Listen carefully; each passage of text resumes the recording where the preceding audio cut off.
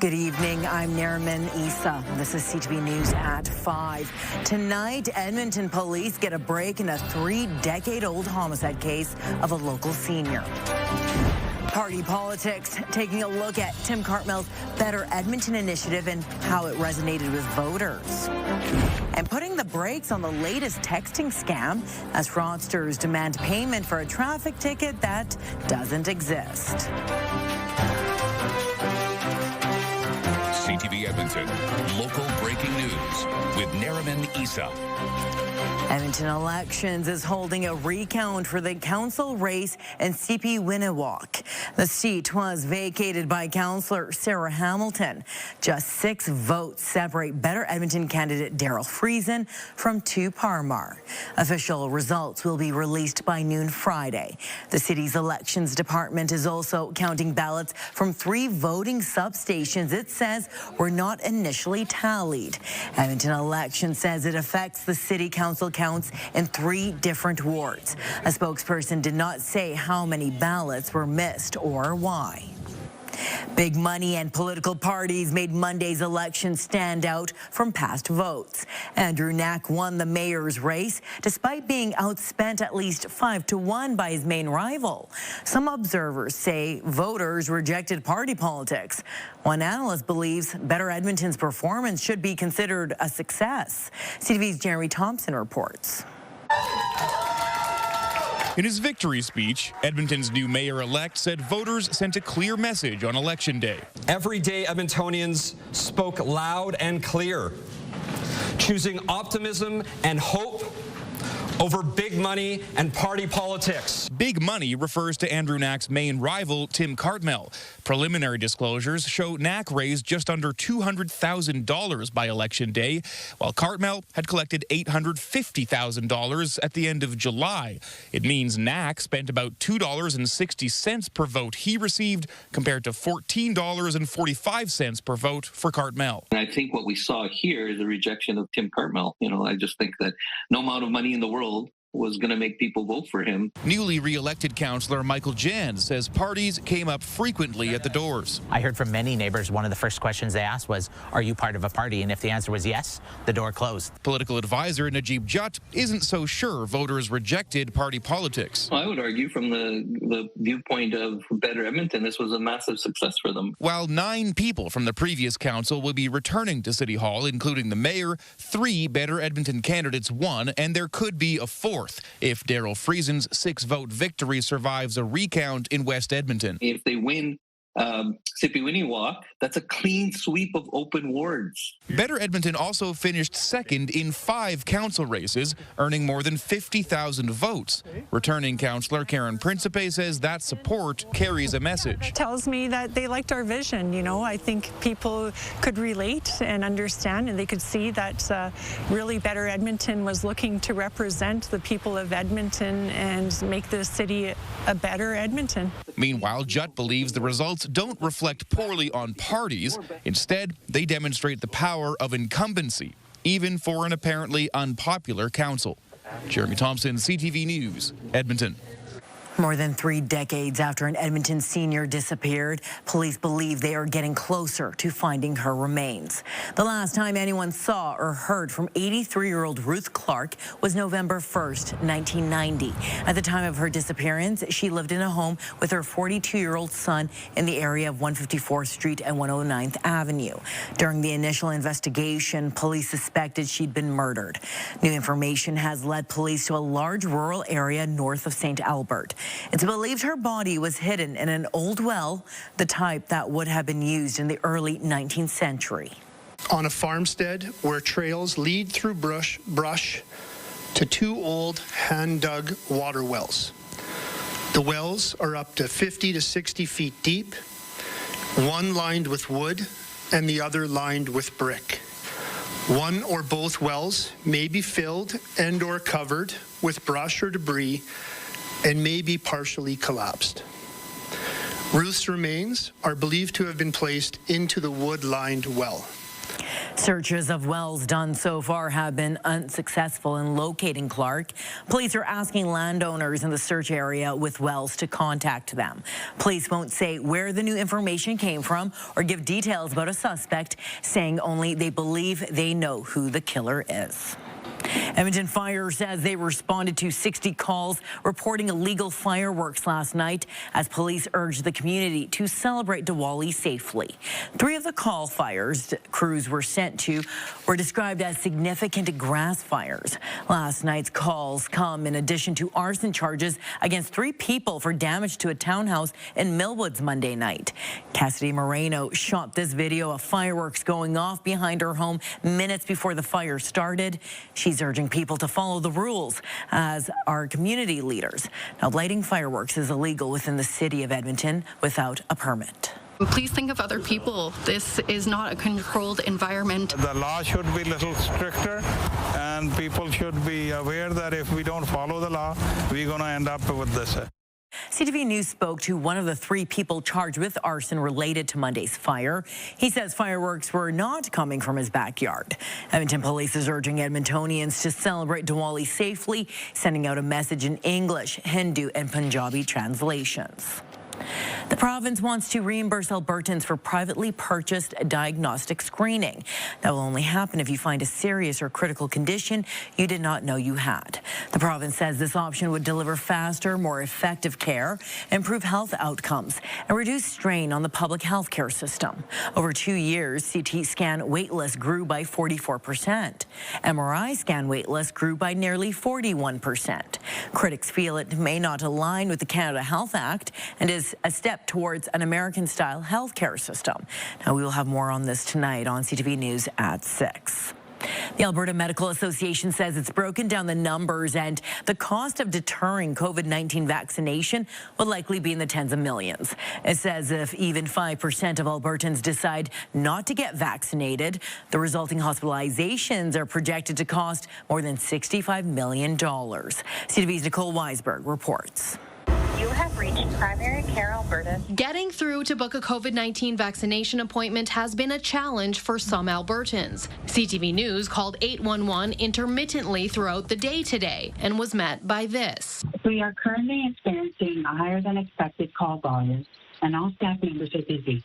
Please try calling back later or book online. Medical professionals say barriers like this and the fact this year many have to pay out of pocket to get the shot will no doubt lead to less uptake. Paying your rent, eating versus, getting a vaccine. I think people are going to choose, the things that they see right in front of them on a day-to-day basis. The Alberta Medical Association says people forgoing vaccination comes at a significant cost to taxpayers for added hospital bills and the impacts of complications on the healthcare system. We know that Albertans who are unvaccinated in previous years for COVID were 10 times more likely to be hospitalized, 20 times more likely to be hospitalized compared to people who had had a booster. The AMA estimates if even 5% of Albertans, or about 250,000 people, aren't vaccinated, it would mean more than $65 million in spending on hospitalizations alone. At 10%, the costs rise to $131 million, and at 20%, $262 million. The numbers are based on a 15% infection risk, a plausible scenario, the AMA says, based on wastewater data from August 2024. So if your goal is what the government is saying it is, to reduce wastage and support responsible spending, then what you do is you buy a vaccine for every Albertan who would qualify. And then you connect it with a robust communication plan. The province says its approach is in line with guidance from the National Advisory Committee on Immunization, which suggests COVID-19 vaccination should be considered optional for healthy non-senior adults. And the committee cites analysis showing universal COVID vaccination would not be cost-effective at this point. Nicole Weisberg, CTV News, Edmonton. The second round of voting for Alberta's new license plate is now live, with just 4 plates left to choose between. Last week, the province introduced 8 new options and asked Albertans to take part in a tournament-style online vote. The final 4 include Moraine Lake, an Alberta flag with mountains, the standard red on white, and a ranching cowboy and pump jack. Service Alberta Minister Dale Nally says 150,000 Albertans have voted so far. While he's not surprised the traditional red and white plate made it to the next round, he's surprised his favorite didn't. I'm surprised Mount Loughy didn't make it into the Final Four. It was close, but yeah, it did not make the cut. Why not? You'd have to ask Albertans. In addition to the new images, the plates feature a wild rose flower and a new slogan, strong and free. To vote, you can head to alberta.ca/pick-a-plate. The new design will be announced mid-November. My top pick is in there. Yeah, just keep it classic. All right, Yeah. just the red and white one. It's fine. You're like, we're going to go with that one. I'm not big on the pictures on the license plates.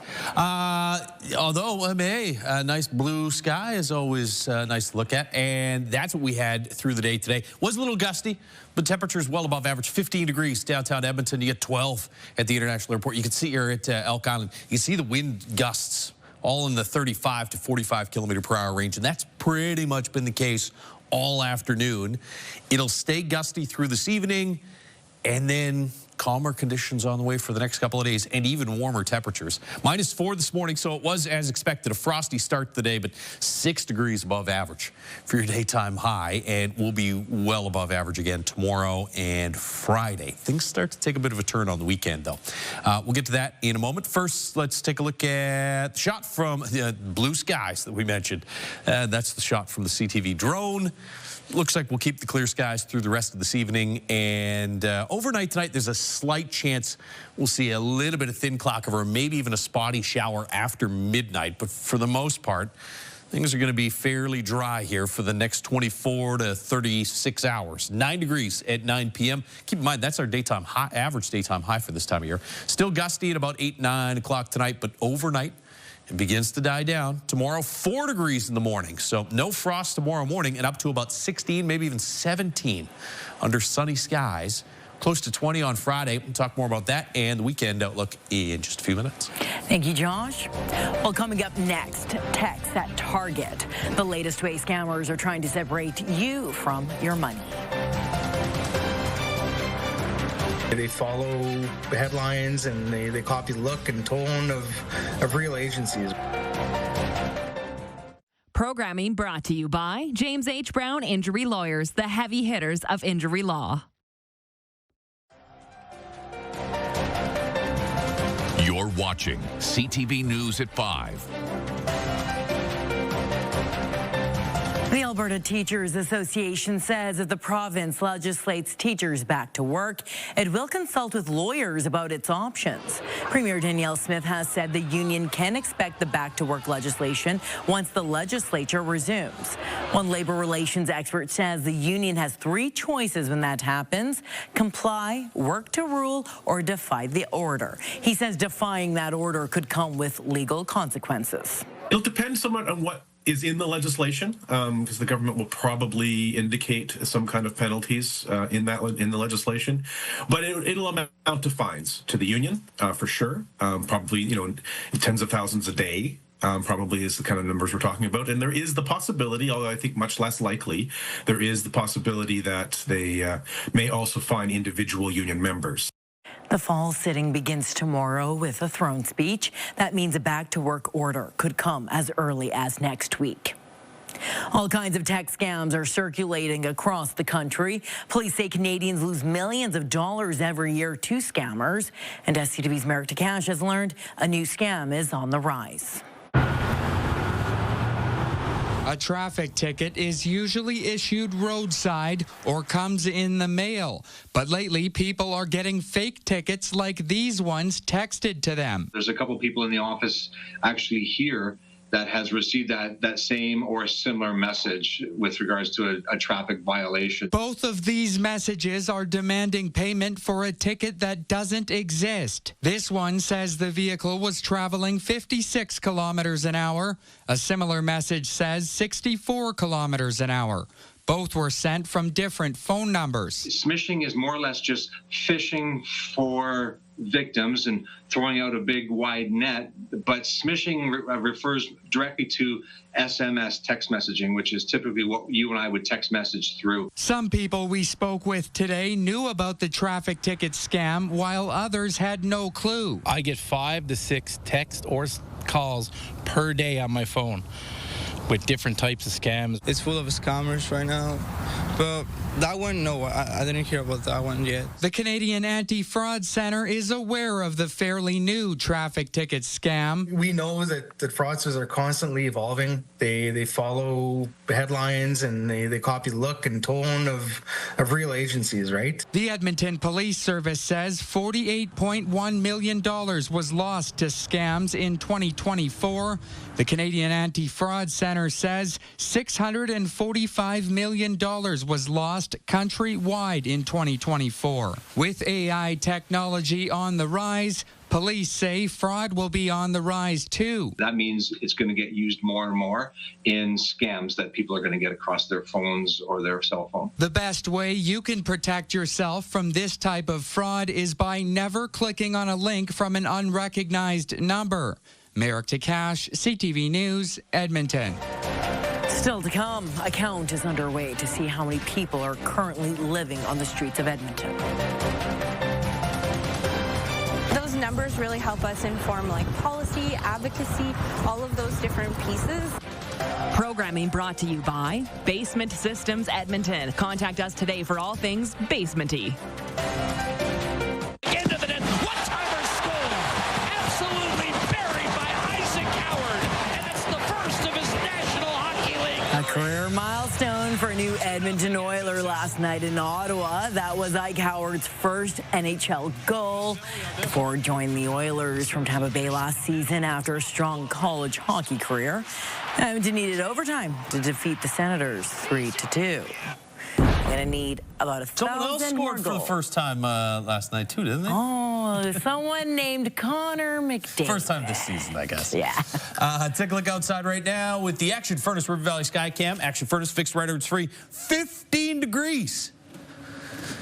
Mainly sunny skies, as has been the case all day today. We'll see 2 more nice, warm, sunny days. 13 to the south in Red Deer. You get a 10 here in Fort McMurray. A little cooler and high level at 4 degrees, but 10 degrees warmer in Peace River and Jasper, up to 15 degrees this afternoon. Wind has been pretty light from Grand Prairie south to Jasper. A little gusty here, Peace River, Fort McMurray, and from Edmonton south towards Red Deer. Wind gusts have been 30 to 40 kilometers per hour for most of this afternoon. That'll persist through the evening hours. And then after about 9-10 o'clock tonight, the wind dies down and should stay pretty light through the day. Tomorrow, Friday looks pretty calm as well. You can see the cloud cover all arching up to the north. This is your big upper ridge. It's leading to the sunnier skies and the warmer temperatures. Now, that ridge is going to start to slip off to the southeast late Friday into Saturday, and so that will bring about a change for the weekend, maybe some showers as well. 3 in Fort McMurray, 0 in Grand Prairie tomorrow morning, about 4 degrees in Edmonton. Daytime highs tomorrow should be around 13 in Fort McMurray, 14s for Grand Prairie as well as Peace River, 14 into the Whitecourt region, and in Red Deer, you'll be into the mid-teens tomorrow. A little cooler in Jasper, 15 degrees today. 11 degrees with mostly cloudy skies by tomorrow afternoon. Here in the Edmonton area, we'll see temperatures around 10 degrees at 9 o'clock tonight, dropping to a low of 4 tomorrow. It is -4 this morning, be 4 degrees on the other side of 0 tomorrow morning. Up to 16 with mainly sunny skies tomorrow afternoon. And you notice the wind pretty light, about 5 to 10 kilometers per hour right through the day tomorrow. And it looks like it'll be even warmer, sunny, and calm again on Friday. 18, your forecast daytime high. Could get to 19 or 20. We'll see how things play out. Saturday, as that ridge moves off, there's one little low pressure system that'll sweep in from the southwest.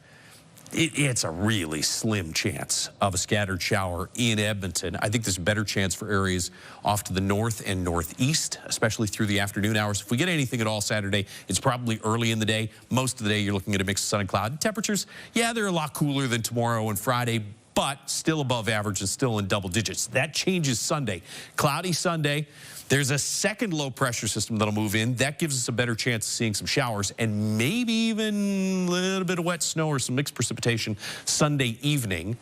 Again, I think there's a better chance for seeing the showers and the snow north of the Edmonton area. But we'll see how this plays out. About 7 degrees on Sunday, 6 Monday, and we stay in that range all of next week. Somewhere in the 5 to 10 degree range for daytime highs, which is pretty close to average for the end of October and early November, but a lot cooler than what's coming tomorrow and again on Friday.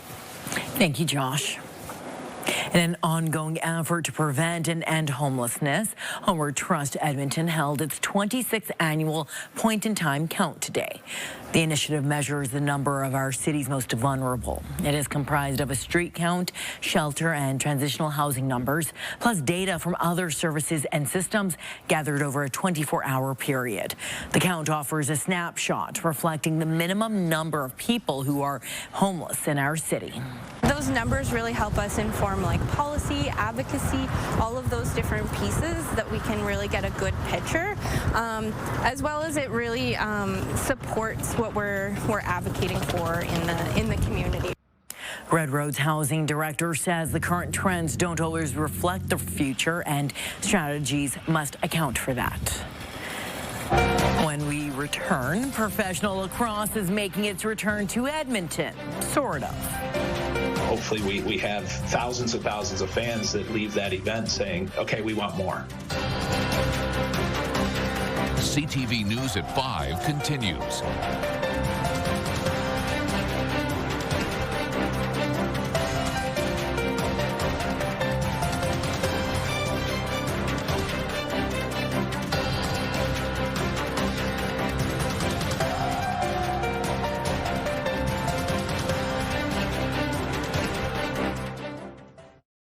And blockbusters with your Edmonton Symphony Orchestra. Learn more at winspearcenter.com.